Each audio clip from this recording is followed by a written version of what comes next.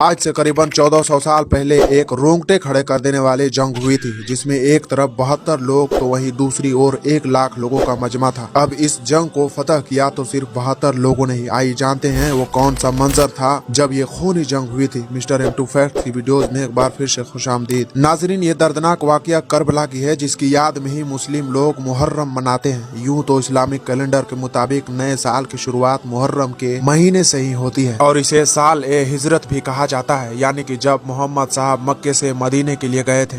मुहर्रम किसी त्योहार या खुशी का महीना नहीं, बल्कि ये महीना बेहद गम से भरा हुआ। इतना ही नहीं, दुनिया की तमाम इंसानियत के लिए महीना इबरत यानी कि सीखने के लिए है। आज से लगभग 1400 साल पहले मुहर्रम के महीने में इस्लामिक तारीख की एक ऐतिहासिक और रोंगटे खड़े कर देने वाले जंग हुई थी। इस जंग की दास्तां सुनकर आपकी रूह कांप जाएगी। बातिल के खिलाफ इंसान की जंग लड़ी गई थी, जिसमें अहले बैत यानी कि नबी के खानदान ने अपने जान को कुर्बान कर इस्लाम को बचाया था। इस जंग में जुल्म की इंतहा तब हुई जब इराक की राजधानी बगदाद से करीब 120 किलोमीटर दूर करबला में बादशाह यजीद के पत्थर दिल फरमानों ने महज 6 महीने के अली असगर को पानी तक नहीं दिया, जहां भूख प्यास से एक माँ के सीने में दूध तक सूख गया था। जब यजीद की फौज ने पैगंबर मोहम्मद के नवासे इमाम हुसैन को नमाज पढ़ते समय सजदे में ही उनकी बड़ी बेरहमी से कत्ल कर दिया था। इस जंग में इमाम हुसैन के साथ उनके 72 साथियों को भी बड़ी बेरहमी से शहीद कर दिया गया था। उनके घरों को जला दी गई थी और उनके परिवार के बचे हुए लोगों को कैदी में बना लिया गया था।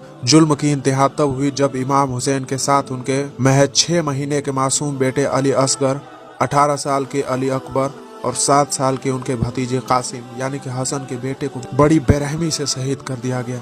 इमाम हुसैन और उनके 72 साथियों की कुर्बानी की याद में ही मुहर्रम मनाया जाता है। मुहर्रम शिया और सुन्नी दोनों समुदाय के लोग मनाते हैं, हालांकि इनके मनाने का तरीका दोनों का काफी अलग अलग होता है। यूं तो मुहर्रम का पूरा महीना ही पाक और गम का महीना होता है, लेकिन मुहर्रम 10वां दिन, जिसे रोज ए अशूरा कहते हैं, सबसे अहम दिन होता है। 1400 साल पहले मुहर्रम के महीने की 10 तारीख को ही इमाम हुसैन को शहीद किया गया था। उसकी गम में मुहर्रम की 10 तारीख को ताजिए निकाले जाते हैं। शिया समुदाय के लोग मातम करते हैं, मजलिस पढ़ते हैं, काले रंग के कपड़े पहनकर शौक मनाते हैं।